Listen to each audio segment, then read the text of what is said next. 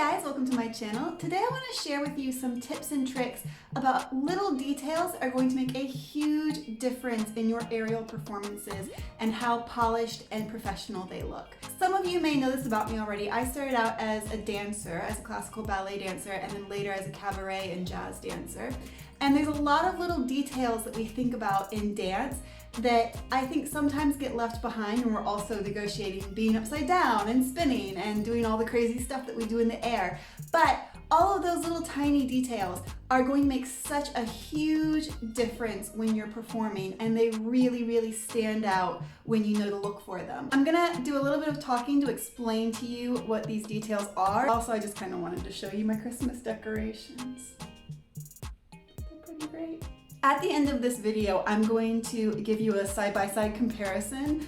I will do a little bit of choreography on my hoop with all of these little details, and I'll do a little bit without, and you guys can see the difference for yourselves. It's a huge difference. So the first thing I want to talk about is your hands, because this is a really tricky one to master, but after you get it into your body, it's going to be so different when you watch videos of yourself. If you look at my hand, if I'm holding my hand like this, like a little ragdoll puppet, even if I'm like moving my hand gracefully, it's just weird, isn't it? So what you're gonna do, this is the traditional classical ballet hand, is you're going to separate your thumb, then you're going to separate your middle finger down below your other fingers, and relax your hand. I also had ballet teachers who would teach me to do this, and then stop.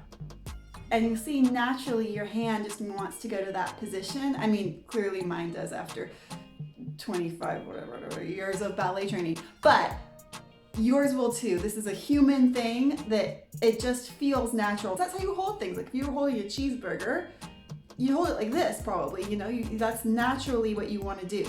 So this is going to look natural and relaxed and graceful. Nice relaxed hands that continue the line of your arm. That's super important. My second tip goes along with that arms and hands thought. Always go elbow, wrist, hand when you are moving your arms. This is an old Fosse trick, actually. When I moved to New York, I started doing a lot of Bob Fosse's choreography and a lot of Fosse classes and trainings. Bob Fosse was a genius, you guys. He had so many just little tidbits that just, you think about it and you're like, oh, and suddenly like it's like your whole world's changed. Elbow, wrist, hand. If I'm moving my arm, I'm going elbow, wrist, hand. It's a little hard to see here with the format of my camera, but you can see that really just smooths out the movement of my arm. If I do like wrist, elbow, like it just becomes very like marionette very quickly. So you want to do elbow, wrist, hand as much as possible. Every time I move my arms, it's coming first off elbow, wrist, hand, and also from my back. I'm using my back muscles to really move my arms with grace and with strength. Another super important tip is to use your face and your head and the direction in which you are looking. Something that I think people forget a lot is that you may be looking to see, where do I place my hand? Where do I put my foot? But the audience can see where you're looking a lot more than you realize. If I'm looking at my hand like this is what the audience is getting. You want to really keep your neck long. You want to keep your chin slightly lifted, long here, and length here at all times. If you're upside down, if you're looking to the side, whatever you're doing, that's going to help you a lot. Like you're opening up your chest. We always say in ballet, open up your chest, open up your heart center. And it's really super, super different when you see someone who's doing that versus someone who's not. And like you're continuing the line of your arm with your hand, you're continuing the line of your body with your neck, unless you're arching back. If you're arching back, the further back you can get your head, the more bendy your back's gonna look. So really just knock that one back there. If you're arching up from position, I will hopefully be doing a video of me arching up nicely from something at this point. You really want to lead with your chest and leave your head and your neck until last. It's going to really finish your movement and make you look beautiful and graceful and swan-like and stuff. This one's pretty evident, but point your feet, please. Please, please, please, please, please.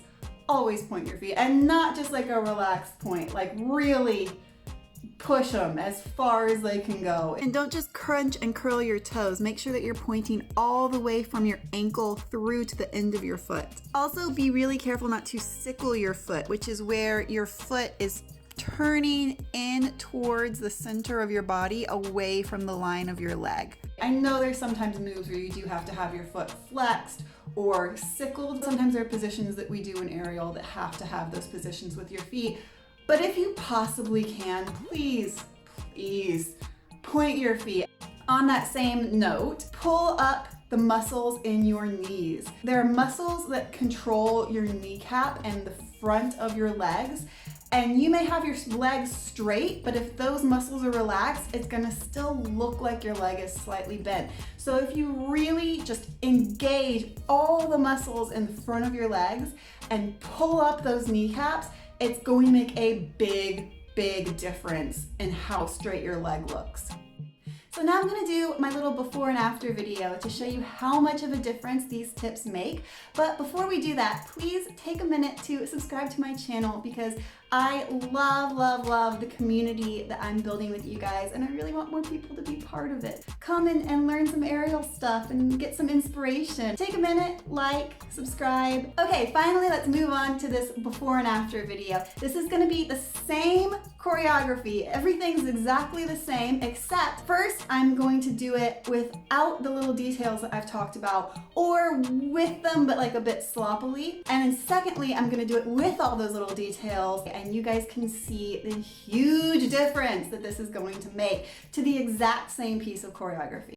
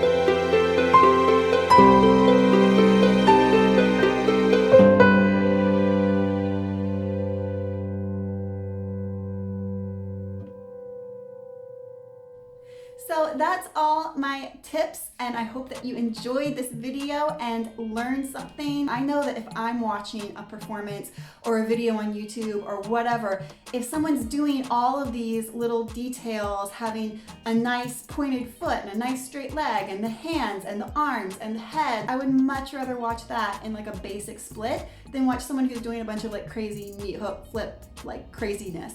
Because I think in the end, what we all want to see, or at least what I want to see, is dancing beautifully in the air. And hopefully these tips will help you achieve that and make the next step forward in your aerial journey.